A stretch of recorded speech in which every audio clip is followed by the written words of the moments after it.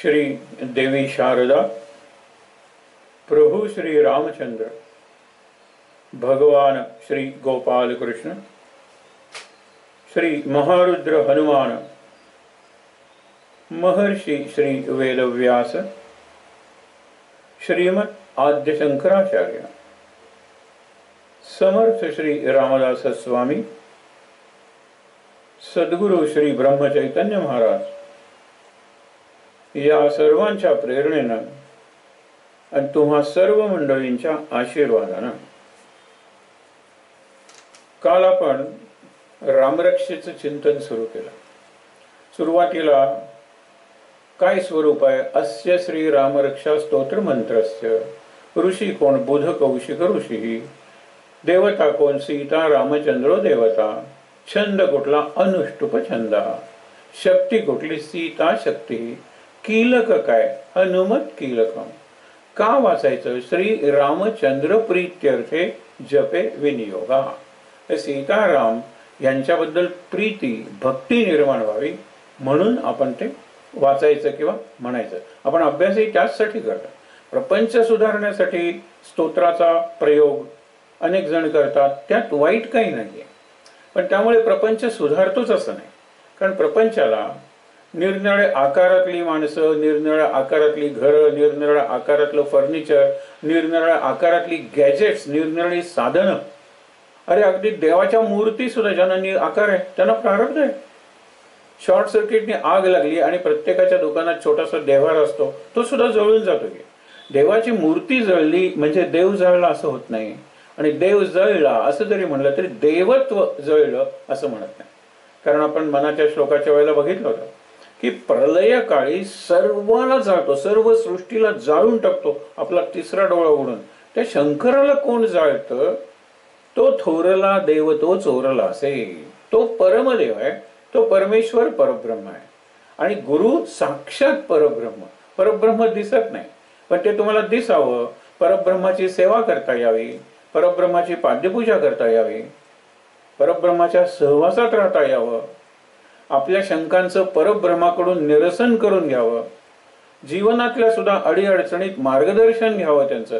यासाठी ते परब्रह्म सद्गुरूंच्या रूपात साक्षात गुरु, साक्षात परब्रह्म हे अगदी कायम लक्षात ठेवायचं. त्यामुळे आपले गुरु हे कोण आहेत असा विचारच करायचा नाही, ते परब्रह्म आहेत. त्याच्यात त्या गुरूंचा काय फायदा आहे आपण कशाला विचार करायचा? ते परब्रह्मच आहेत. माझा फायदा आहे कारण माझे गुरु परब्रह्म, त्यांना अशक्य असं काहीही नाही. त्याच्यानंतर आपण ध्यानमंत्र पाहिला होता. म्हणजे तो स्तोत्र म्हणण्याच्या आधीचा ध्यानमंत्र आहे. आणखीन एक ध्यानमंत्र आहे जो आपण आता पाहणार आहोत, जो स्तोत्राच्या सुरुवातीला येतो. ध्यानमंत्र हा श्लोक क्रमांक 1 नाही, ध्यानमंत्रानंतर श्लोक क्रमांक 1 म्हणजे पहिला श्लोक रामरक्षेचा सुरू होतो. मग आपण काय म्हणलो होतो पहिल्यांदा? ध्यायेत आजानुबाहुम, ध्यायेत आजानुबाहुम. गुडघ्यापर्यंत पोचलेले हात म्हणजे ते पराक्रमाचं आणि दिव्यतेचं लक्षण आहे. पराक्रमासाठी आपण रामाचंच उदाहरण घेतलं होतं, लांब लांब बाण जाऊ शकतात. आणि दिव्यतेसाठी आपण स्वामी समर्थांचं उदाहरण घेतलं होतं की ते उभे राहिले की त्यांचे हात अगदी गुडघ्याच्या खालीपर्यंत जातात, हे आपल्याला दिसत होतं. आजानुबाहू एक शुभ लक्षण आहे. धृतशरधनुष्यम, तो सिंहासनावर बसलेला आहे, तो राजसभेत आहे. आपले 4 भाऊ आणि पत्नी आणि सेवा करणारा हनुमान असं त्याचा दरबार आहे. धनुष्यबाण कशाला? कारण त्याचं ब्रीदच आहे की कुणी मला हाक मारली, त्या माझ्या भक्ताने, त्या माझ्या सेवकाने, मी लगेच धावून जाईन आणि त्याचं निराकरण करेन. आज राम कोणत्या कोणत्या गोष्टींपासून आपण रक्षण करणार आहे, कशाचं रक्षण करायचं हे आपण त्याला सांगणार आहे. पण राम कोणत्या कोणत्या गोष्टींपासून रक्षण करू शकतो ही पुढची रामरक्षा आहे. मग त्याच्यात आपल्याला लक्षात येईल की त्याला धनुष्यबाण कायम त्याच्याकडे पाहिजेच, शोधायला जायला नको. म्हणून द्रुत शरधनुष्यम बद्ध पद्मासनस्थम, इथे काल आपण थांबलो होतो की पद्मासनात ते बसलेले आहेत. म्हणजे शरीराचं पद्मासन होऊ शकतं, ज्याला योगासन म्हणतो. पण जसं सिंहासनाला सिंह, मयूरासनाला मयूर, गरुडासनाला गरुड, तसं पद्मासनाला कमळ कमळ, अशी सुद्धा चित्र आपण रामाची बघतो. पण आपण शेवटी काल कुठे थांबलो होतो की बद्ध पद्मासन, पद्मासन ही मनाची सुद्धा अवस्था असू शकते, आसनावस्था.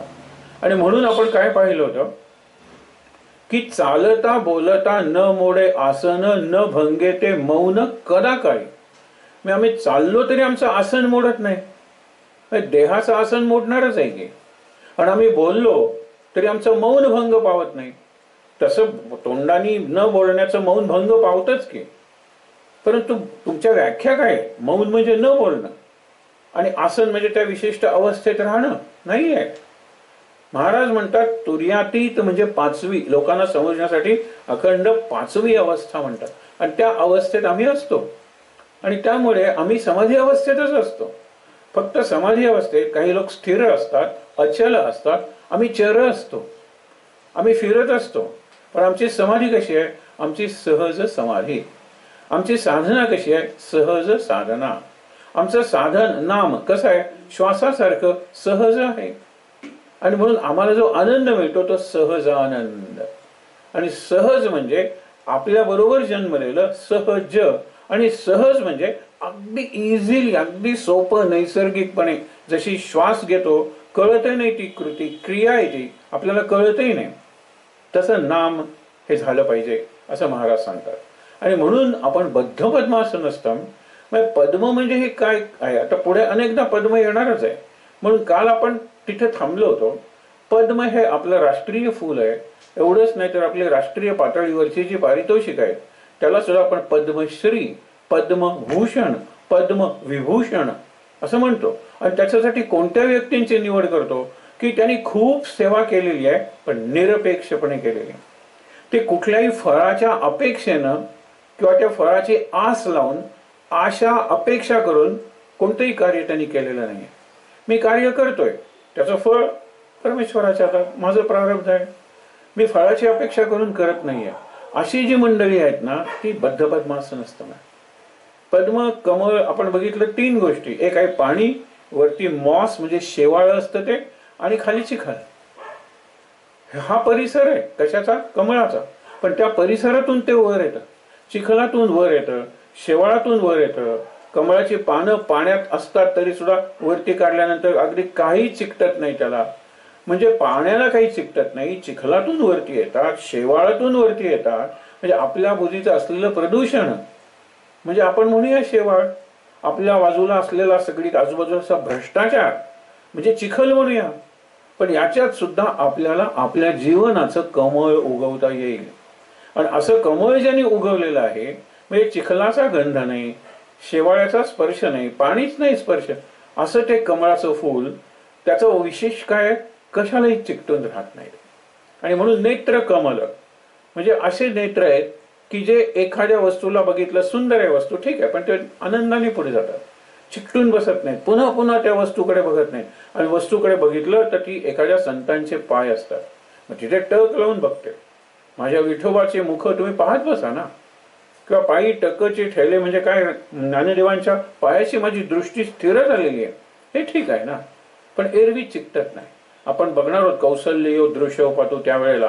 पण बद्ध पद्मासन असतं म्हणजे कमळासारखं डिटॅच्ड, ज्याला आपण निर्लिप्त, अलिप्त, निर्लेप आणि संग नाही म्हणून अनासक्त, स्पृहा म्हणजे इच्छा नाही म्हणून निस्पृह किंवा निरीच्छ, हे जे शब्द आहेत ना त्यात कमळ, कमळ हे याचं प्रतीक आहे, या गुणांचं प्रतीक आहे, या वृत्तींचं प्रतीक आहे. लक्षात ठेवा, कमळ आहे. आणि म्हणून शरीराचे सगळे अवयव रामाचे हे कमळासारखे आहेत, कृष्णाचे हे कमळासारखे होते. म्हणून आता आपल्याला पुढे कळणार आहे ना. त्यांनी पुढे काय सांगितलं? बद्ध पीतम वासोव सानम म्हणजे पिवळी वस्त्र, पीतांबर घातलेलं आहे, रेशमी वस्त्र घातलेले आहे. कारण राम हा राजा आहे, सिंहासनावर बसलेला आहे, पत्नी वगैरे सगळं. आणि पुढे त्याचे दरबारी, अमात्य, मंत्री ते सुद्धा असतील. विचार करा, पीतम वासोव सानम म्हणजे राजवस्त्र घातलेले आहेत, पीतांबर घातलेले आहेत, उंची वस्त्र घातलेली आहेत. नव कमल दल स्पर्धी नेत्रम प्रसन्न, त्याचे प्रसन्न डोळे आहेत. पण कसे? ते स्पर्धा करतायत. कशाची स्पर्धा करतायत? तर नव्यानं उमललेल्या कमळाच्या पाकळ्या त्या किती सुंदर असतील, किती सुगंधी असतील, किती ताज्या असतील आणि किती कोमल असतील. तसे रामाचे डोळे आहेत. शांत दृष्टी आहे रामाची. रामाच्या डोळ्यात राग, विखार, सूड भावना कधी तुम्हाला दिसणार नाही. शांत. म्हणून नेत्री नयेरे तुझवीड निद्रा, हे रामाला सांगितलंय. श्री रामचंद्रा करुणा समुद्रा. करुणा हे आपल्या जीवनाचं अधिष्ठान झालं पाहिजे, समाजाचा पाया झाला पाहिजे. आज तेच नाहीये. आज करुणा गेलेली आहे, पॅशन आहे, कंपॅशन नाही आहे. हे पाहिजे म्हणजे पाहिजेच. आता मी पेटलोय, ते काम करून राहणार, तो करेल काम, पण कशासाठी करतोय? स्वतःसाठी, स्वतःचे रेकॉर्ड्स बनवण्यासाठी, स्वतःला सगळ्यात श्रेष्ठ या क्षेत्रातला म्हणून नाव नोंदवण्यासाठी. तर तुझ्या त्या पॅशनला काही अर्थ नाही. मी ते सगळं कमवेन आणि नंतर लोकांसाठी त्याचा उपयोग करेन. ही कंपॅशन आहे, ही करुणा आहे. आणि रामाला करुणा निधान, करुणा सागर, करुणा सिंधू, करुणालय अशी नाव आहेत. असा तो राम आहे. नव कमल दल स्पर्धी नेत्रम प्रसन्नम, म्हणजे रामाचे डोळे नेत्र कमल आहे, पण नवीन, अगदी उमललेले. वामांका रूढ सीता. आता मुख कमल मिल लोचनम नीरदाभम. राम कसा आहे? नीरद. नीरद म्हणजे जलद, जल देणारे. नीर म्हणजे पाणी देणारे, म्हणजे ढग. मेघश्याम आपण म्हणतो ना, मेघासारखा सावळा, असा तो राम आहे. तो सीतेकडे अत्यंत प्रेमानं बघतोय. सीता डाव्या बाजूला बसलेली आहे, डाव्या मांडीवर बसलेली आहे. हे वामांकारूढ सीता, वामांकारूढ पार्वती.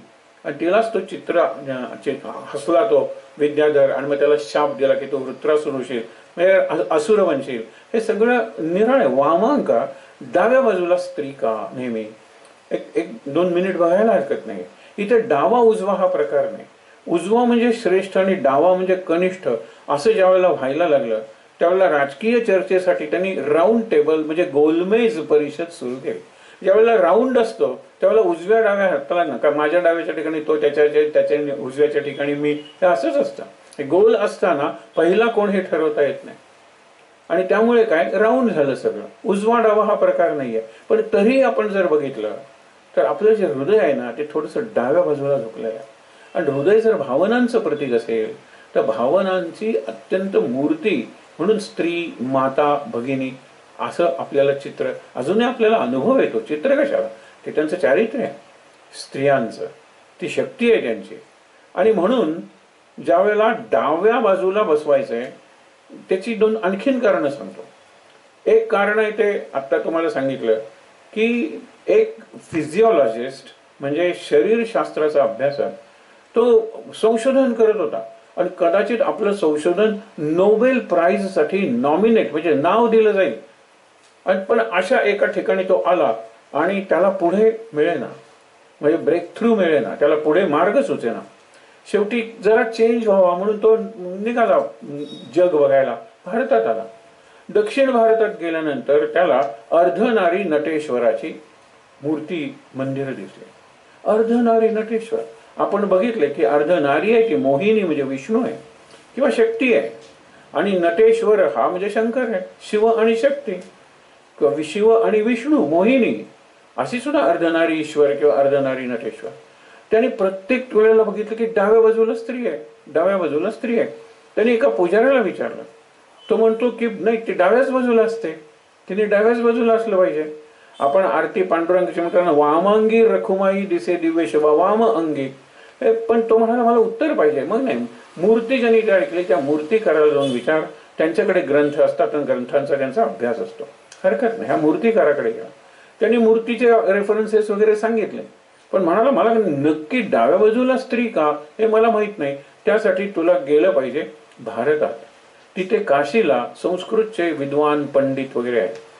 तर तो म्हणाला सध्या मला एवढंच पुरे की डाव्या बाजूला स्त्री सतत असते का? हो म्हणाला. बऱ्याच वेळा धर्मकृत्य करताना सुद्धा स्त्रीला डाव्या बाजूला असं बसवावं अशी एक परंपरा आहे.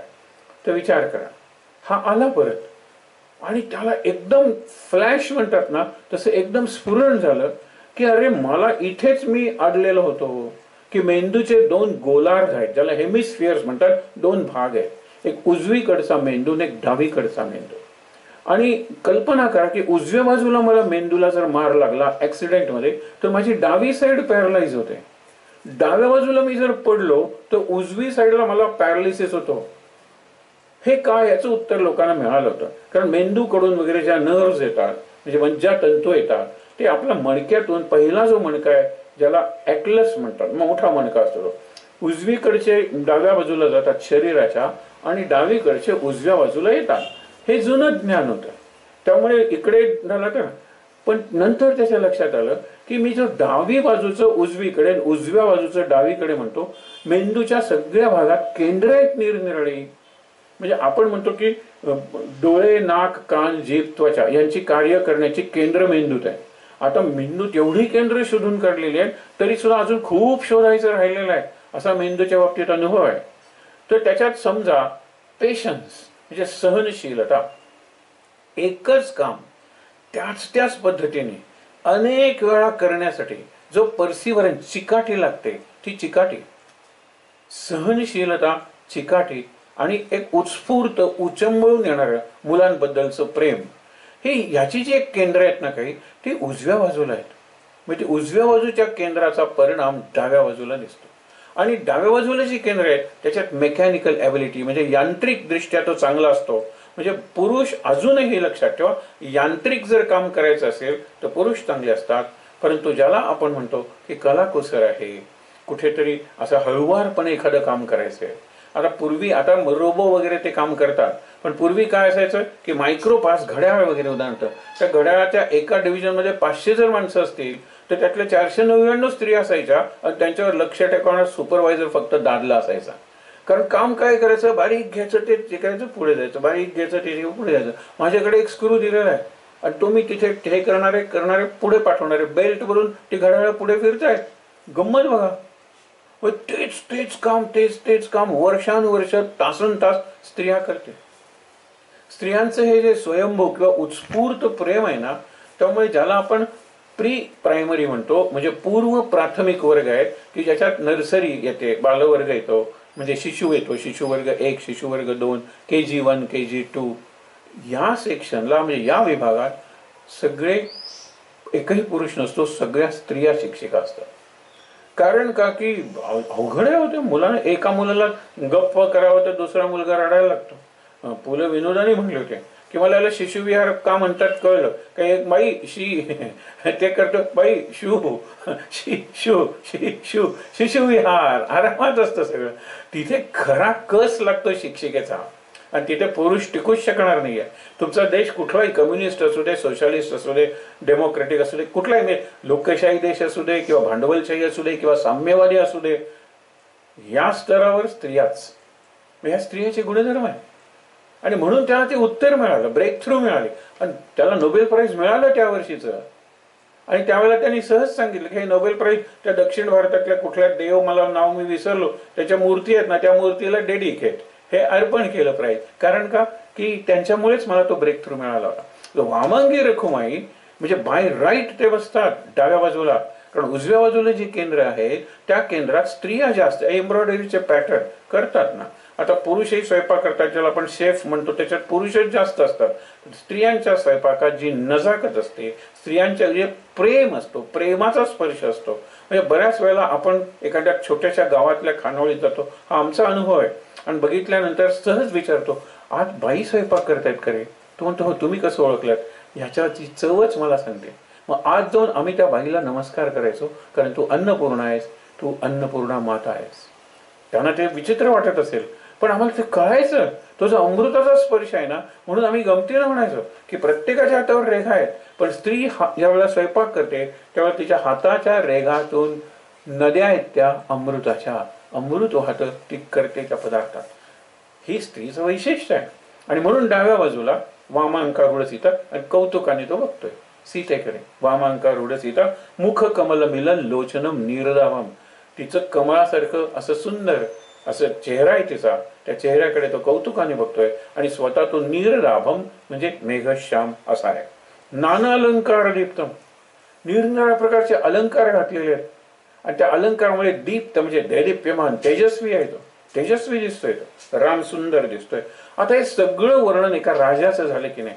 सिंहासनावर बसलेला आहे, रेशमी वस्त्र घातलेली आहेत, निरनिराळे दागिने घातलेले आहेत, हे सगळं राजाचं वर्णन आहे. आता एकच राहिलं म्हणजे मुकुटाचं वर्णन करायचं, तर त्यांनी दधत मुरुजटा मंडनम रामचंद्रम. मुरुजटा, जटाजूट आहे, वरती मुकुट नाही आहे. का नाही आहे मुकुट? जटाजूट काय? कारण पुढचा जो श्लोक आहे त्याच्यात सुद्धा जटा मुकुट मंडनम, जटा मुकुट मंडितम असं पुढच्या श्लोकात आलेलं आहे. तिथेही जटा मुकुटच आहे. ध्यान करताना रामाच्या मुकुटातल्या प्रतिमेपेक्षा जटाधारी मूर्ती करावी. कारण का, एक प्रसंग तुम्हाला सांगतो. ज्या वेळेला राज्याभिषेक झाला त्यावेळेला प्रत्येकाला रामाने प्रत्युपहार दिलेले आहेत. लोकांनी उपहार दिले म्हणजे गिफ्ट, आणि प्रति उपहार म्हणजे रिटर्न गिफ्ट. त्यावेळेला तो प्रकार होता. म्हणजे प्रत्येक राजांना वगैरे दिलं, आपल्या नातेवाईकांना सगळ्यांना दिलं, आपल्या भावांना दिलं, भावांच्या पत्नींना दिलं. 2 व्यक्ती राहिल्या की ज्यांना दिलं गेलं नाही. एक हनुमान आणि दुसरी उर्मिला, लक्ष्मणाची पत्नी. उर्मिलेची व्यथा ही अनेक कवींच्या कवितेचा विषय झालेली आहे. कारण सीता रामाबरोबरच होती. बाकीचे मांडवी आणि श्रुतकीर्ती या भरत आणि लक्ष्मणाच्या त्यांच्या जवळच होत्या ना. भरत जरी अयोध्येच्या बाहेर राहत होता तरी त्याची सेवा करायला मांडवी ही त्याची पत्नी जात होती. त्यांना सहवास होता. उर्मिला 14 वर्ष, आणि लक्ष्मणाने सांगितलं तुझी तिथे गरज नाहीये, मी कायम रामाच्या सेवेत असणार आहे. नाहीतर तीही गेली असती की लक्ष्मणाबरोबर. पण ती उर्मिलेची सासूची सेवा करायला राहिली. ती उर्मिला ही उर्मिलेची व्यथा आहे. बाकी बाप बोरकरनी सांगितलेली आहे की ओली सुपारी असते, ती जर आपण खाल्ली आणि ती जर घशात अडकली तर वरचा श्वास वर आणि खालचा श्वास खाली, पाणी पिऊन सुद्धा ते एकदम खाली जात नाही. कासावीस होता जीव, तशी व्यथा त्या उर्मिलेची आहे. ही उर्मिला काही मागायलाच आली नाही. सीता म्हणते की तिला काहीतरी दिलं पाहिजे, बहीण आहे ती माझी, आणि 14 वर्षे ती आपल्या पतीपासून दूर होती. खरा वनवास राजधानीत राहून तिनेच भोगला. तर ती म्हणाली हो काय करूया, मग हरकत नाही, तिला विचारूया. ती आली. ती म्हणाली की माझ्या मनात जे आहे ते मी मागितलं तर सगळे लोक हसतील आणि तुम्हाला सुद्धा वाटेल की हे काय मागितलं हिने. ते म्हणाले असं का म्हणतेस, आपण मराठीत म्हणतो की काय भिकेचे डोहाळे लागलेत. आता राज्याभिषेक आहे, राम राजा झालेला आहे, अयोध्येत रामराज्य सुरू झालेलं आहे. अशा वेळेला ही काय मागते. तिने काय सांगितलं, तुम्ही वनवासातून आल्यानंतर जी वल्कल काढून ठेवलेली आहे ती मला पाहिजे. कशासाठी, मी माझ्या देवघरात ठेवणार आहे आणि रोज हळद गंध किंवा फुलं वगैरे वाहून पूजा करणार आहे त्यांची. का पूजा करणार आहे, कारण रघुकुल की रीती चली आहे. रघुकुल की रीती काय, प्राण जाय पर बचन न जाय. म्हणजे रघुकुलातला एखादा जातो राज्याभिषेकासाठी, लक्षात ठेवा, आणि नंतर त्याला प्रत्यक्षात जावं लागतं वनवासात, आणि त्याच्याबरोबर त्याच्या पत्नीला जावं लागतं. म्हणजे आज मी राज्यपदावर आहे, उद्या याचा त्याग करून मला वनवासात अरण्यात हद्दपार सुद्धा व्हावं लागेल. ही रघुकुल की रीती आहे. त्याचं सतत स्मरण करण्यासाठी देवांच्याच पूजेबरोबर मी या वल्कलांची सुद्धा पूजा करणार आहे. मला वल्कल पाहिजे. तसं राम दाखवून देतोय की आता जरी हे राजवैभव माझं आहे तरी वनात जायचं असेल तर माझा मुकुट तयार आहे. जटाजूट हा मुकुट आहे रामाचा, म्हणून कुठल्याही परिस्थितीला तयार राहिलं पाहिजे. त्याचं हे रामाचं प्रतीक आहे. दोन्ही ध्यान मंत्रात हेच येतं, दधत मुरुजटा मंडनम रामचंद्रम. हे झालं ना की आता तुम्हाला वाटेल की चरितम रघुनाथस्य शतकोटी प्रविस्तरम, पहिला श्लोक सुरू झाला, ध्यानमंत्र संपला. ध्यानमंत्रात आपण ओळीनं ध्यायदा जानुभवांपासून दधत मुरुजटा मंडनम रामचंद्रम इथपर्यंत आपण बघितलं. चरितम रघुनाथस्य शतकोटी प्रविस्तरम एकैकम अक्षरम पुंसाम महापातक नाशनम. किती सुंदर आहे ते. पहिल्यांदाच सांगितलंय की रामाचं चरित्र शतकोटी प्रविस्तरम. कोटी ही संख्या आहे आणि कोटी म्हणजे प्रकार किंवा श्रेणी. आपण म्हणतो ते उच्च कोटीचे साधक, ते उच्च कोटीचे लेखक, ते उच्च कोटीचे कवी. आपण म्हणतो ना उच्च कोटीचे म्हणजे उच्च प्रकारचे किंवा उच्च पातळीवरचे. हाही अर्थ आहे. शतकोटी म्हणजे 100 परीनं निरनिराळ्या रामायण प्रसारात येतं. आता तसं झालंय ना, किती निरनिराळ्या माध्यमातून, निरनिराळ्या वाङ्मय प्रकारातून, निरनिराळ्या कला प्रकारातून रामायण आपल्यापर्यंत पोहोचतं. साधं नृत्य म्हणलं तरी सगळ्या नृत्याच्या प्रकारातून रामायण पोहोचतं. आपण हल्ली ज्याला रॅप म्युझिक म्हणतो ते रॅप रामायण सुद्धा आहे, आणि त्याची सुद्धा CD, आता तर काय पेनड्राईव्ह मिळत असेल. मुद्दा काय, आपल्या शतकोटी प्रविस्तरम. पण एक सुंदर कथा सांगितली जाते, आणि आपली जी शंकराची आरती आहे त्या आरतीत शेवटची जी ओळ आहे ना ते या कथेचं मर्म आहे. शतकोटी म्हणजे 100 कोटी. 100 कोटी श्लोक संख्या असलेलं रामायण शंकराकडे होतं. आणि ते तो वाचायचा, लोकांना सांगायचा, राम नाम घ्यायचा. म्हणजे त्याच्याजवळ काही नाहीये जवळजवळ. काय त्याचं ते आपण म्हणतो त्याच्यात जटाजूट म्हणजे अगदी जटाजूटच आहे. अंगावर भस्माचे पट्टे आहेत, गंध वगैरे कस्तुरी वगैरे तो काही लावत नाही. आणि कुठलं पितांबरण काय, तो व्याघ्र चर्म वगैरे गुंडाळतो. असं असूनही अत्यंत आनंदात असतो. म्हणजे याचं संन्याशांना कौतुक वाटतं, याचं निरनाडे नारद वगैरे सारखे जे लोक आहेत देवर्षी वगैरे त्यांना कौतुक वाटतं, सगळ्यांना कौतुक वाटतं. राहतो कैलासात, सगळे त्याला प्रतिकूल अशी परिस्थिती आहे, पण त्याच्यासारखा आनंदात नाही. म्हणून देव, दानव आणि मानव या तिघांचे प्रतिनिधी शंकराकडे जातात. आनंदाचं रहस्य पाहिजे. तेव्हा शंकर म्हणतो रामायण. मी सतत रामायण वाचत असतो आणि ऐकवत असतो पार्वतीला. आणि आमच्या दोघांची सतत रामायणाची, रामाच्या चरित्राची आणि राम नामाची चर्चा चालू असते. आम्ही सतत राम नाम घे. आपण परवा बघितलं ना, जपू नेमिला नेम गौरी हराचा. गौरी म्हणजे पार्वती आणि हर म्हणजे शंकर. प्रत्येक श्वासावर घेतात म्हणून 21,600 एवढी जपसंख्या. हे तो बोलिले शिवाचे माप. 21,600 जप हे तो बोलिले शिवाचे माप. कशाचं माप? जपाचं माप. इतका श्वासाश्वासावर तो घेतो. मग तिघांचे प्रतिनिधी म्हणाले आमच्या जीवनात आनंद नाहीये, कुठल्या ना कुठल्या तरी कारणाने आम्ही दुःखी आहोत. तर तो म्हणाला ठीक आहे, माझ्याजवळचं रामायण आहे ते तुम्ही घ्या, मी वाटतो तुमच्यात. म्हणून त्यांनी काय केले, 100 कोटी 100 कोटी आहेत ना, 33 कोटी तिघांना दिले. 1 कोटी उरले. म्हणजे 33 लाख 33 लाख 33 लाख दिले, तरी सुद्धा 1 लाख उरले. मग त्यांनी 33,333 असं करत करत एक श्लोक उरला. एक श्लोक तो अनुष्टुभ छंदातला. अनुष्टुभ छंदातला म्हणजे 32 अक्षरांचा. त्या 32 अक्षरातली 10 अक्षर सुद्धा त्यांनी दानव, मानव आणि देव यांच्या प्रतिनिधींना वाटून दिले.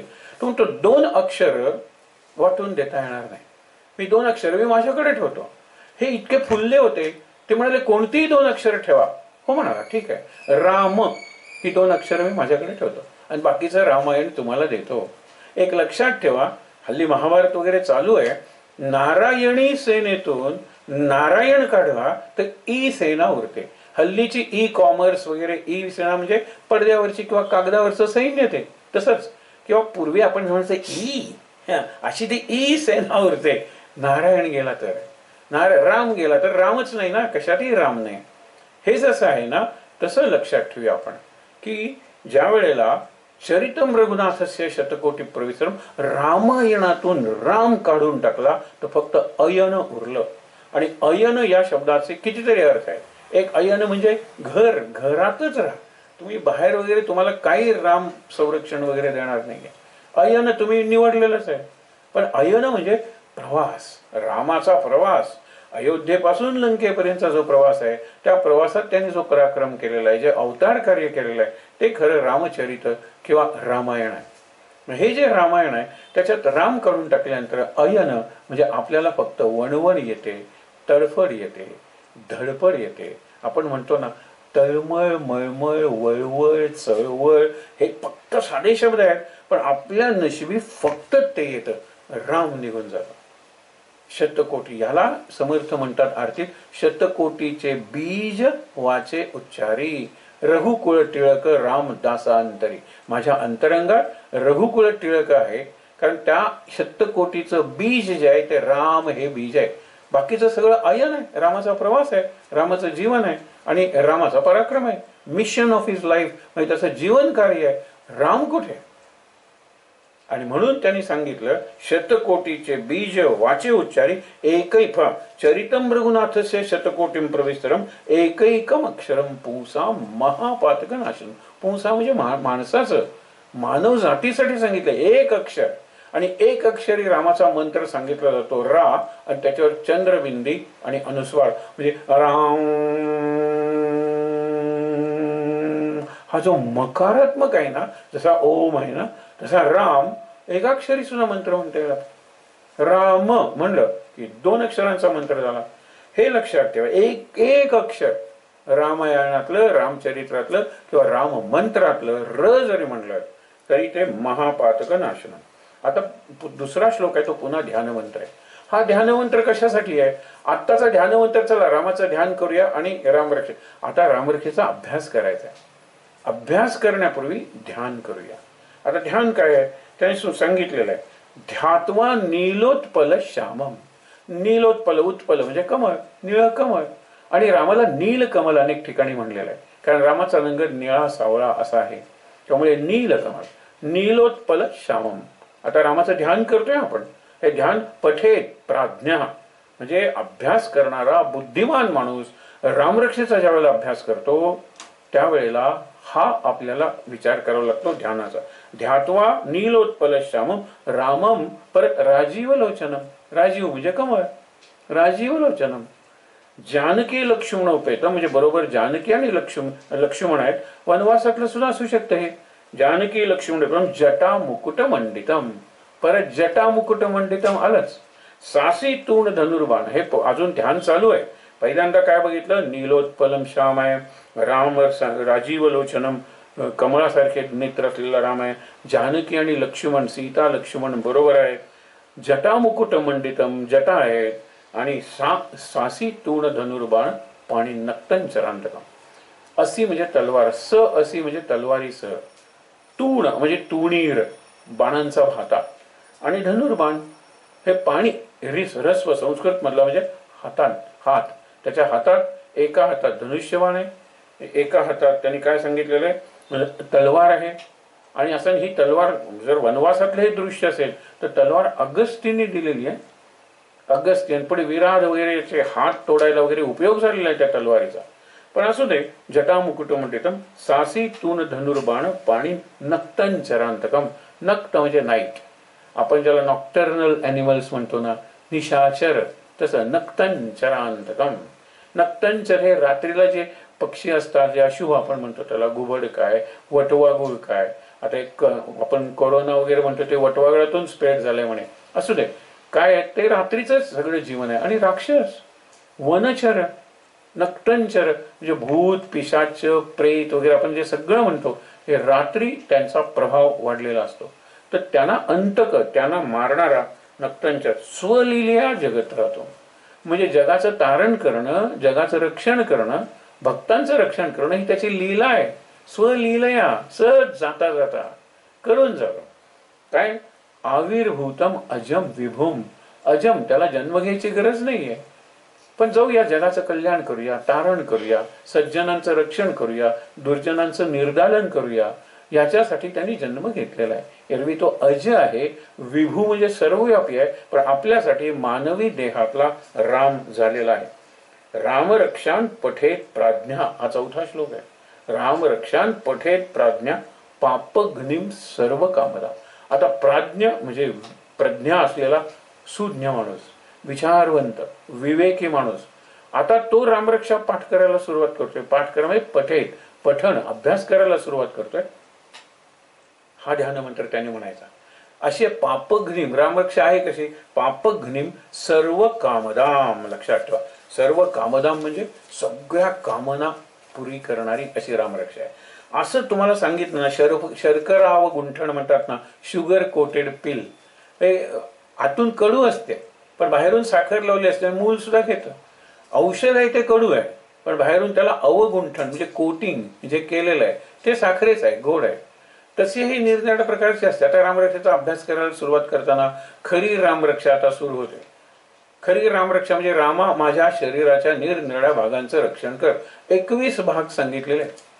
21 भागांचं रक्षण कर आणि ते क्रमानं सांगितलेले आहेत. इथे एक सहज परंपरा लक्षात ठेवा की ज्या वेळेला मला माझे सद्गुरू, साधू संत, ऋषी मुनी किंवा देव देवता यांचं वर्णन करायचं असतं ते नख शिख म्हणजे पायाच्या नखापासून नंतर पायाची बोट. तुम्ही जर बघितलंच ना व्यंकटेश स्तोत्र, त्याच्यात त्या देवीदासाने जे व्यंकटेश मला विष्णूचं दर्शन झालं म्हणजे अगदी पायाच्या बोटापासून त्या वरच्या मुकुटापर्यंत वर्णन केलेलं आहे, क्रमानं केलेलं आहे. पण ज्यावेळेला मी माझं वर्णन करतो किंवा एखाद्या माणसाचं वर्णन करतो त्यावेळेला डोक्यापासून म्हणजे हे नख शिख आहे ते शिख नख. शिख म्हणजे शिखा, शेंडी किंवा केस, केसापासून ते पायापर्यंत. आणि तसंच रक्षण रामाला करायला सांगितलेलं आहे. आता रामाला रक्षण करायला सांगितले ते वरवर शरीराच्या भागांचं आहे, पण त्याच्याशिवाय निराळा काही भाव असेल का तो आपण बघणार आहोत. संस्कृत भाषेची लवचिकता आणि समृद्धी, लवचिकता म्हणजे इलॅस्टिसिटी, किती शब्द असे वाकवता येतात, इथे शरीराचा भाग डोक्यापासून सुरू होऊन पायापर्यंत जातो. त्याचबरोबर रामाचं चरित्र त्याच्या कुळापासून म्हणजे घराण्यापासून सुरू होऊन अगदी रावणाचा संहार आणि विभीषणाला सगळं राज्य देतो तिथपर्यंत त्याच क्रमाने रामचरित्रही सांगितलं जातं. एक रामकृष्ण विलोम चरित्र, अनुलोम विलोम आपण म्हणतो ना, असंही आणि तसंही, असं संस्कृतमध्ये एक चरित्र आहे. म्हणजे तुम्ही ओळीनं जर एका बाजूनी वाचलत ना तर ते सगळं रामचरित्र होतं, आणि उलटं वाचत आलात ना तर ते कृष्णाचं चरित्र होतं. हे कृष्णाचं आणि रामाचं चरित्र किती निराळ आहे, आणि हे अवेलेबल आहे. केशव भिकाजी ढवळे त्यांनी प्रकाशित केलेलं आहे. बहुतेक श्रीभाव वर्णेकर नागपूरचे वगैरे त्यांनी रचलेलं असेल, त्याच्याबद्दल मला खात्री नाही, पण बहुतेक त्यांनी रचलं.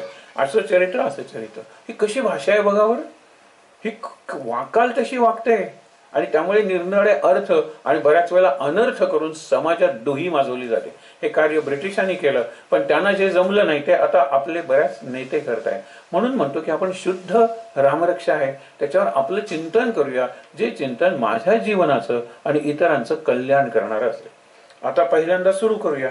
आता तुम्हाला सांगितलं शिरो मे राघव, शिर माझ्या डोक्याचं हे राघवा, म्हणजे राघव रामा तू रक्षण कर. आता राघव राम म्हणजे काय, हे तसं सूर्यकुल आहे, सूर्यवंश आहे, पण त्याच्यात एक अत्यंत प्रसिद्ध राजा झाला रघु, आणि म्हणून त्याला रघुवंश म्हणायला लागले. तसा चंद्रवंश आहे पांडवांचा, पण त्याच्यात कुरु नावाचा राजा झाला म्हणून तो कौरवांचा वंश झाला ना. म्हणजे एखादा राजा हा एवढा प्रभावी होतो की त्या कुलाचं नाव आधीचं मागे पडून त्या राजावरून ते कुल ओळखलं जातं. आता राम हा रघुपेक्षा सुद्धा श्रेष्ठ आहे. रघुकुलोत्तम, रघुकुल श्रेष्ठ, रघुकुल शिरोमणी हे रामाला म्हणलं जातं. रघुपेक्षा तो श्रेष्ठ आहे. मग राघव म्हणजे कुळ, आधी कुळाचं केलेलं आहे, कारण कुळ आहे ना ते आपलं मूळ आहे, लक्षात ठेवा.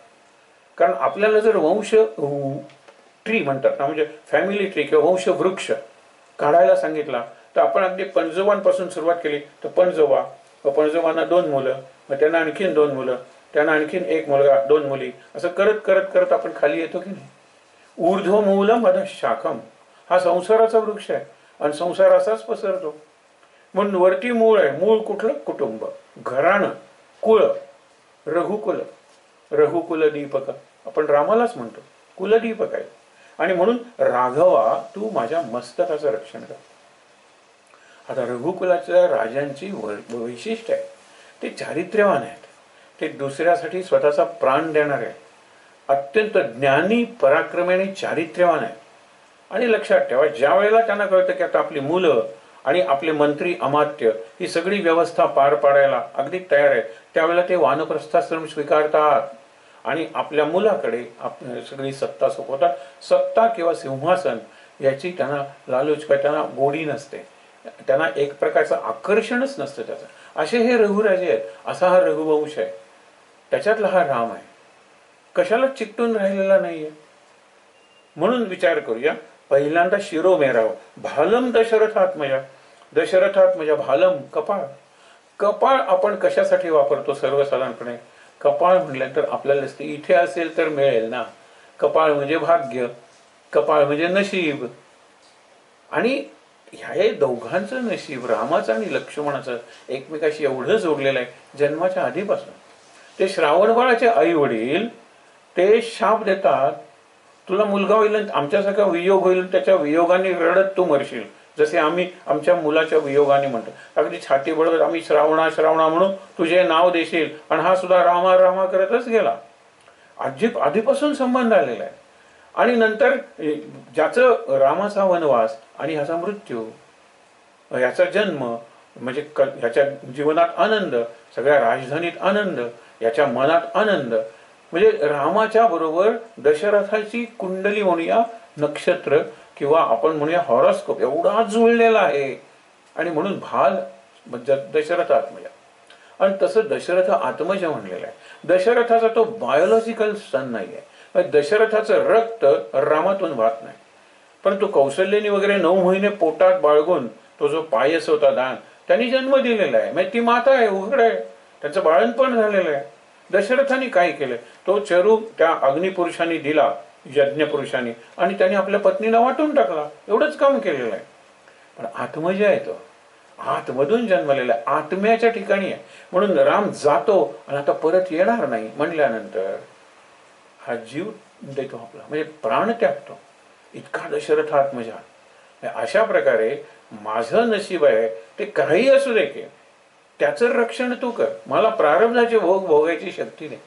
प्रारब्धाचे भोग भोगताना मला आनंदात ठेव. मी प्रारब्धाचा कुठलाही भोग टॉलरेट करणार नाहीये, मी सेलिब्रेट करणार आहे.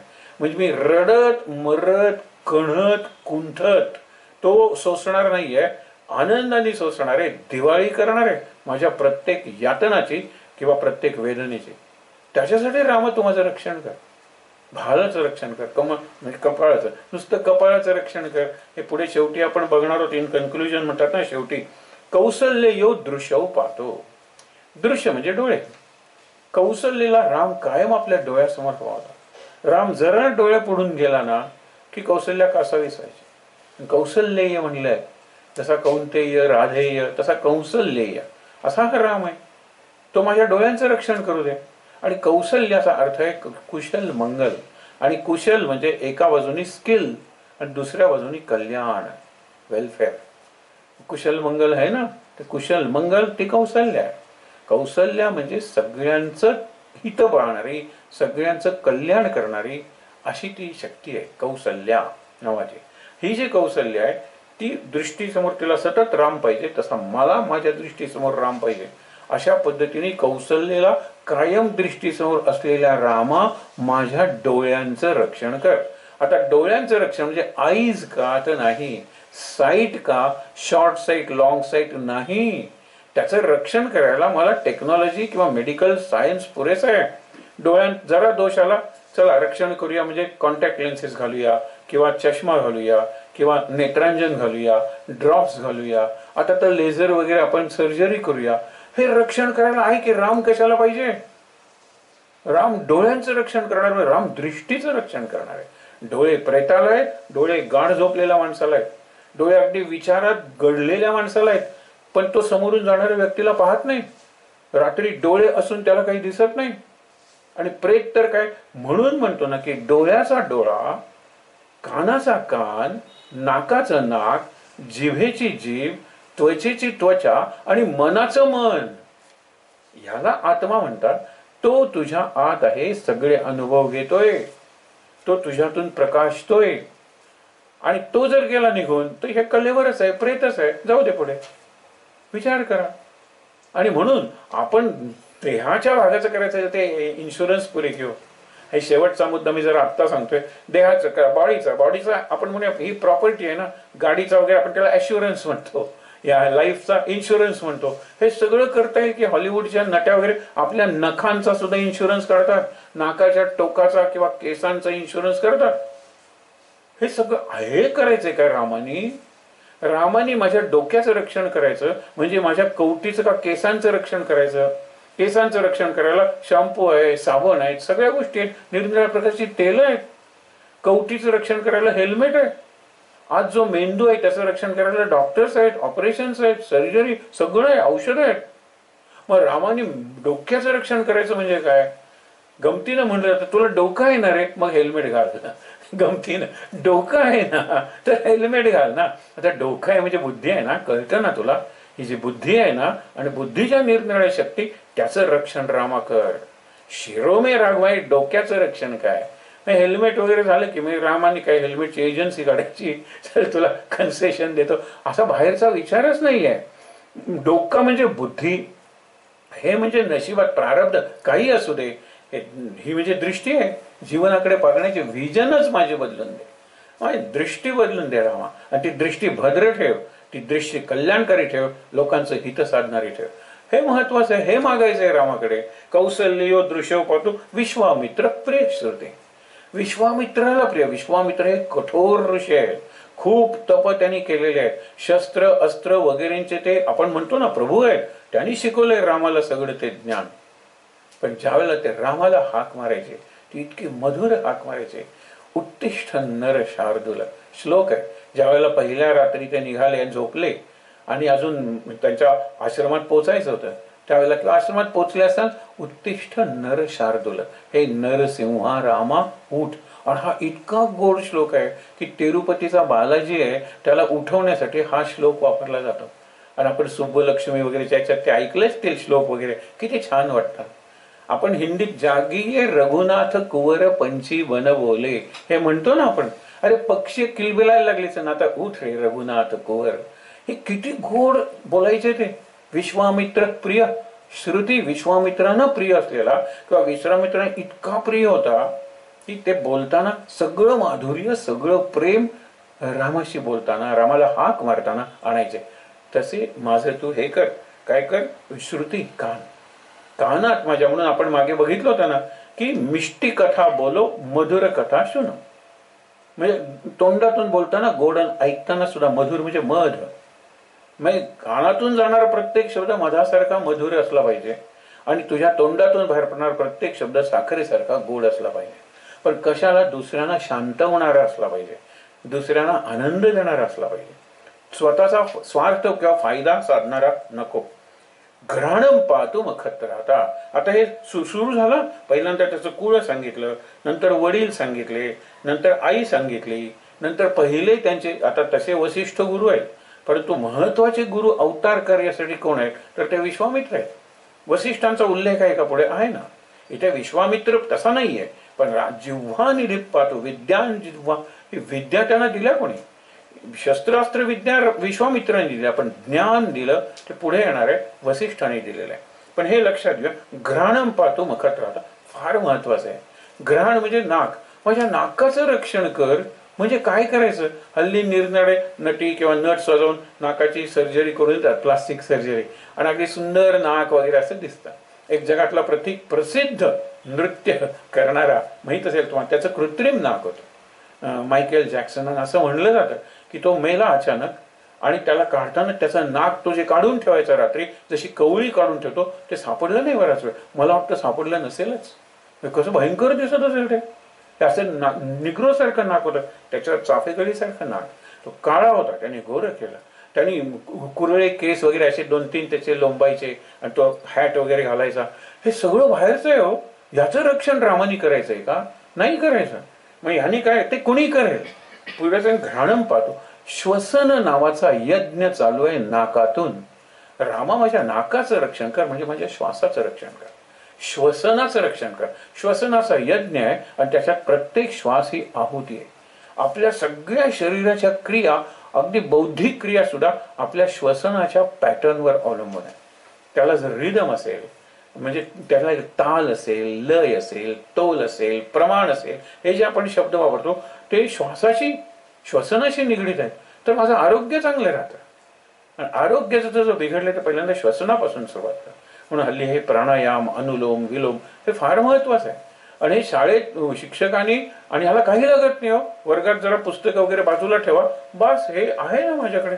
अनुलोम विलोम प्रत्येक शिक्षकांनी 1 मिनिट अनुलोम विलोम करून घ्यायचा आणि सुरुवात करायची शिकवायला. त्याचं शिक्षण चांगलं होईल, मुलं शिकतील, त्यात कुठेतरी कॉन्सन्ट्रेट होते. आई वडिलांनी घरी शिकवायला पाहिजे अनुलोम विलोम. चला रे आपण आता 3 मिनिटं अनुलोम विलोम करूया, काही नाही, सोपं आहे, पण ते फार महत्वाचं आहे. माझ्या नाकाचं रक्षण कर, म्हणजे माझ्या श्वासाचं रक्षण कर, श्वसनाचं रक्षण कर. आणि हे हृदय नसे परिस्थंडील धगधगलेले. स्थंडील म्हणजे हे यज्ञकुंड आहे, आणि त्याच्यात श्वासाचा यज्ञ चालू आहे, आणि प्रत्येक श्वास म्हणजे श्वसनाचा यज्ञ चालू आहे, आणि प्रत्येक श्वास हा ती आहुती आहे किंवा एक समिधा आहे त्या यज्ञातली. हे लक्षात ठेवा. घ्राणम पाहतो, मख म्हणजे यज्ञ, मखत राहता, हे नाकाचं रक्षण आहे. मुखम सौमित्रिवत्सला, तोंडाचं रक्षण कर. खाण्यासाठी नाही, हे बोलण्यासाठी सांगितले. सौमित्रिवत्सल, सौमित्री म्हणजे सुमित्रेचा मुलगा लक्ष्मण. त्याला किती प्रेम करायचा राम. राम म्हणायचा माझा बहिष्ठर प्राण आहे. आज जर 5 प्राण असतील तर माझा 6वा प्राण आहे. लक्ष्मणाशिवाय मी माझ्या जीवनाची मी विचारच करू शकत नाही, कल्पनाच करू शकत नाही जीवनाची. आणि रामाच्या जीवनाचा शेवट लक्ष्मणाचा त्याग करावा लागला अशा एका परिस्थितीत. तो सगळा मोठा प्रसंग आहे. संधी मिळाली तर नंतर बघूया, परंतु लक्ष्मणाचा त्याग करावा लागला. आणि त्याग करा म्हणजे लक्ष्मणा मी तुझा त्याग करतो, त्याग करतो, त्याग करतो.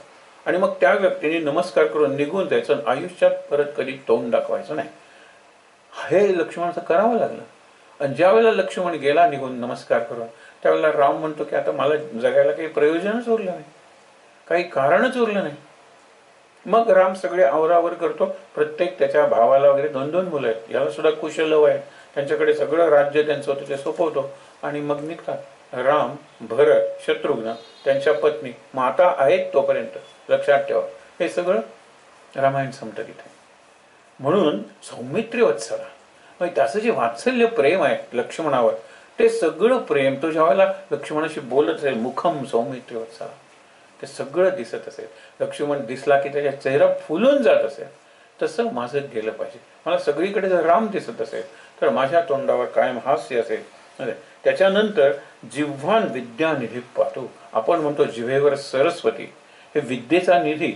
रामाच्या जीवनात एक काळ असा होता की रामाची देहबोली ही पूर्णपणे नकारात्मक झालेली होती. ज्यावेळेला विश्वामित्र येतात, ते काल तुम्हाला सांगितलं ना, खांदे पडलेला, खाली बघणारा वगैरे असा होता राम. त्यावेळेला विश्वामित्रांनी वसिष्ठांना खूण करून सांगितलं की मला असा राम नकोय. तर ते म्हणाले काही हरकत नाही, घेऊन जातो. रामा तुला कुठला प्रश्न पडलाय सांग. मग सृष्टीच्या उत्पत्तीपासून सगळं योग वासिष्ठ नावाचा मोठा ग्रंथ झाला.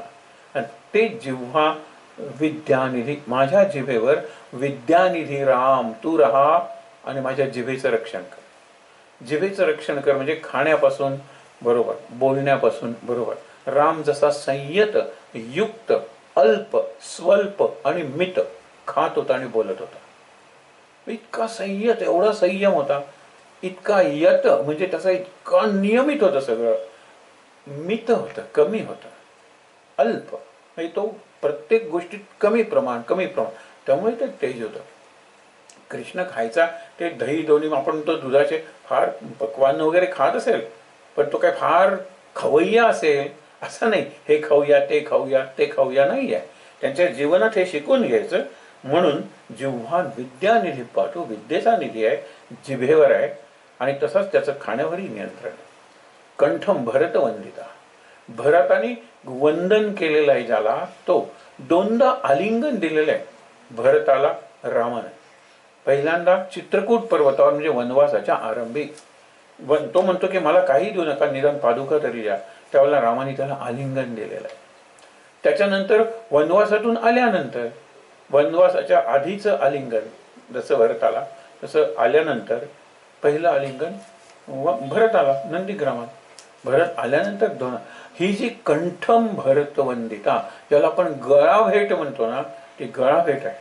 म्हणजे भरत ज्याला वंदन करतो आणि त्या वंदनाचा राम ज्यावेळेला स्वीकार करतो, असा सतत भरतानी वंदन करत असलेला रामा, माझ्या कंठाचं रक्षण कर. आणि कंठ फार महत्वाचं आहे. फाशी वगैरे ते संपलं, आयुष्य संपलं तुमचं, आणि हा कंठ मानेत आहे. आणि मान असलेला एकमेव प्राणी मानव. म्हणून आपण परवा बघितलं होतं, उंट वगैरेच्या माना, जिराफाची मान तर केवढी आहे, it's part of their body. ही मान हा असा सेतू आहे की खाली इथपर्यंत मी पशुसारखाच आहे, 2 पायावर उभा राहिलेला पशु. पण इथे काय चमत्कार आहे हो, हे सगळी निर्मिती इथे झालेली आहे.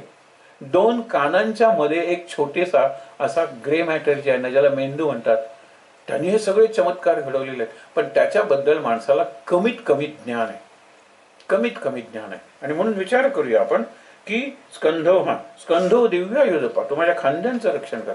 दिव्य आयुध अशी असणारा राम, म्हणजे धनुष्य आहे, बाण आहे, टुणीर म्हणजे भाता आहे, तलवार वगैरे असेल, हे सगळं असलेला माझे खांदे भक्कम कर. कारण आपण म्हणतो की आता तरुणांच्या खांद्यावर राष्ट्राची जबाबदारी आहे.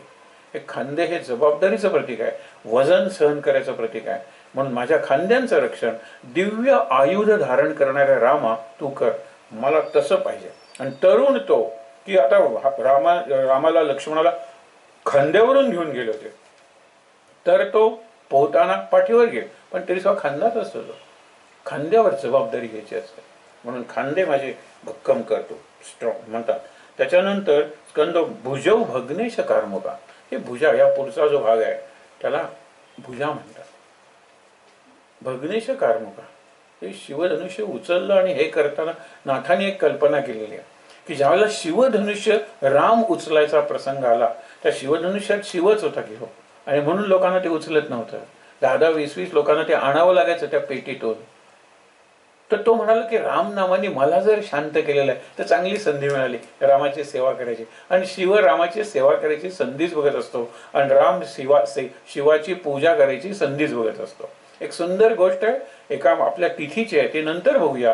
म्हणजे हरी आणि हर एकमेकाची पूजा कशी करत असतात, एकमेकाचे भक्त कसे आहेत. एक वाक्य फक्त लक्षात ठेवा, शैव म्हणजे शिवाची भक्ती करणारा सगळ्यात चांगला शैव हा विष्णू आहे. आणि वैष्णव म्हणजे विष्णूची भक्ती, सर्वात चांगला वैष्णव हा शिव आहे, हे अगदी लक्षात घ्या. आणि त्यामुळे इथे काय, तो शिरला धनुष्यात.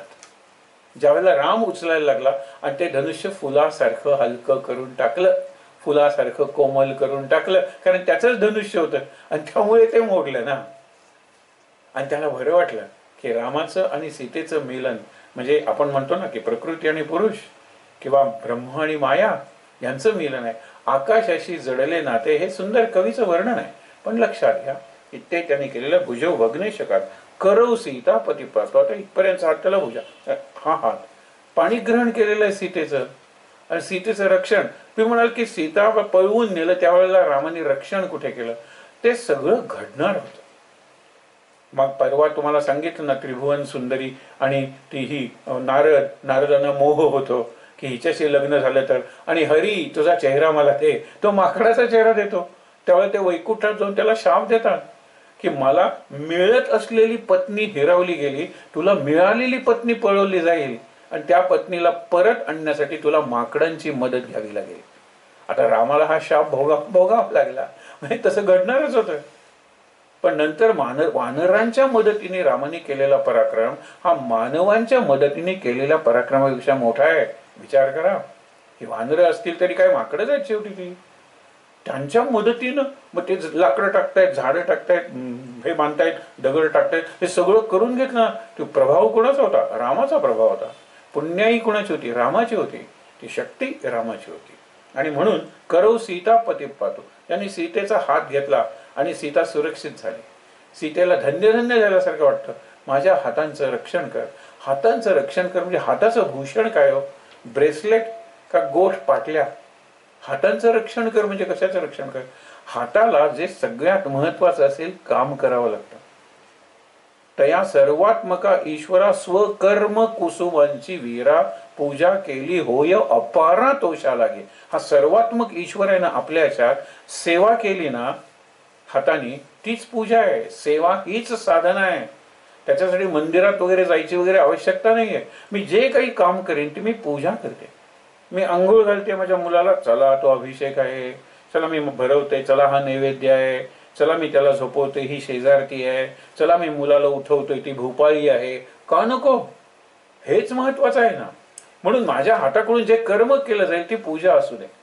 हाताचं प्रत्येक कर्म ही पूजा, तुझी पूजा करायला ही फुलं म्हणजे माझ्याकडून घडणाऱ्या निरनिराळ्या कृती. हस्तस्य भूषणम दानम, दान करण्याची सवय माझ्या हाताला दे रे, त्याचं रक्षण कर. म्हणजे आपण म्हणतो ना, देणाऱ्याने देत जावे, घेणाऱ्याने घेत जावे, आणि घेणाऱ्याने घेता घेता एक दिवस देणाऱ्याचे हात घ्यावेत. रामा, ह्या वृत्तीचं रक्षण कर. मला देणाऱ्याचे हात दे, घेणाऱ्याचे खूप झाले, आता मला द्यायला शिकव. त्या वृत्तीचं रक्षण कर रामा. हाताचं रक्षण करायचं म्हणजे काय? ग्लव्ज घालायचे, काय घालायचं? हे मागे विकेट किपरच्या हाताचं रक्षण करायचं, हे मोठे मोठे ग्लव्ज असतात. तसं राम करणार आहे का? हाताला लेप वगैरे देणार आहे का कुठला? नाही. हाताचं जे कार्य आहे ते कार्य राख, माझ्या त्या कार्यातलं तेज राख, हे सांगितलेलं आहे. आणि शेवटी करव पातू हृदयम जामदग्नेचे. पुढचा प्रवास आहे अजून, इथे आपण थांबूया, कारण एक सुंदर विचार आहे याचा. जामदग्नी म्हणजे जमदग्नीचा मुलगा परशुराम. परशुराम हा तसा आपण म्हणतो ना की तो जातीनं किंवा वर्णानं ब्राह्मण असला तरी क्षत्रिय जे उन्मत्त झाले होते त्यांना त्यांनी संपवलेलं आहे. ह्या उन्मत्त राजांना संपवलं. आणि ज्यावेळेला राम हा क्षत्रिय अवतार आहे, आपलं शिवधनुष्य मोडलं म्हणल्यानंतर, नक्की त्यांनीच मोडलं का म्हणल्यानंतर, राम एवढा लीन आहे, हे रागवलेले आहेत. त्यावेळेला लक्ष्मण म्हणतो की तुम्ही देवाचे अवतार म्हणवता आणि असं बोलणं शोभतं तुम्हाला? काय धनुष्य मोडलं चालवलंय? अशा कितीतरी धनुकल्या लहानपणी आम्ही मोडल्यात. कोण म्हणतो? लक्ष्मण. तेव्हा राम म्हणतो, लक्ष्मणा असं बोलायचं नाही, त्यांचा अधिकार काय तुला माहित नाहीये. इतक्या नम्रतेने बोलतो. मग म्हणतो माझं हे वैष्णव धनुष्य उचलून दाखवेल का? राम वैष्णव धनुष्य उचलतो, त्याला प्रत्यंचा लावतो आणि बाण तो सगळा पुढचा कथाभाग परत संधी मिळाली तर पाहूया. पण विश्वामित्र कशाचं प्रतीक आहे? परशुराम. परशुराम एक क्षात्रतेज आणि ब्राह्मतेज. क्षात्रतेज म्हणजे पराक्रम आणि ब्राह्मतेज म्हणजे ज्ञान. म्हणजे ज्ञान आणि पराक्रम, गुणवत्ता आणि सत्ता यांचा संगम परशुरामाने घडवला स्वतःच्या ठिकाणी, पण रामाच्या ठिकाणी होताच. ते म्हणाले अरे हा क्षत्रिय आहे आणि हा इतका आदर्श राजा आहे, हा इतका ज्ञानी आहे की याच्या ठिकाणी ब्राह्मतेज आणि क्षात्रतेज यांचा संगम झालेला आहे. आता आपण आपलं अवतार कार्य संपवूया आणि महेंद्र पर्वतावर जाऊन तपश्चर्याला लावूया. हा चिरंजीव अवतार आहे. अजूनही लोकांची मान्यता आहे, काही श्रद्धा आहे, काय आहे की परशुराम आहेत म्हणून. पण परशुरामाने आपलं अवतार कार्यातून निवृत्त झाले, कारण आपलं अवतार कार्य करायला राम नावाचा ब्राह्मतेज असलेला, क्षात्रतेज असलेला आदर्श राजा जन्मलेला आहे. आपल्या जीवनात आपण या दोन्ही तेजांचा संगम आणला पाहिजे. ज्ञानही पाहिजे, पराक्रमी पाहिजे. आज करोना विरुद्ध, कशाही विरुद्ध लढाई असू दे, ज्ञान ती लस वगैरे शोधतायत त्या, पण सेवा करतोय, डटके करो, थांबून करूया, याच्यासाठी क्षात्रतेज लागतं. 4 तास मांडी न हलवता मी जप करेन, रात्रभर मी अभ्यास करेन, हे क्षात्रतेज आहे. पण जप करताना विचार करेन, अभ्यास करताना लक्षात ठेवेन, हे ब्राह्मतेज आहे. प्रत्येकाला या दोन्ही तेजांची गरज असते. आज अशा तेज असलेल्या नेत्यांची जगाला गरज आहे. आपण स्वतःपुरती प्रार्थना करूया. आहे त्या ठिकाणी ताठ बसून. हृदयम जामदग्नेचित, म्हणजे माझ्या हृदयाचं रक्षण ब्राह्मतेज आणि क्षात्रतेज यांच्या संगम असलेल्या परशुरामाला जिंकणाऱ्या रामा तू कर. शांत, चेहऱ्यावर प्रसन्न हास्य. श्लोक म्हणूया.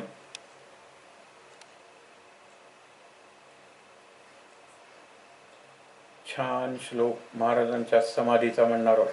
तो कुणाचीही समाधी असेल, आणि ब्रह्मचैतन्य मूर्ती म्हणजे कोणतेही गुरु, हे लक्षात ठेवा. समाधी पाहता समाधान होते, तनु कष्टवी त्यासी आनंद देते, मनी भाविता कामना पूर्ण होती. नमस्कार द्या ब्रह्मचैतन्य मूर्ती.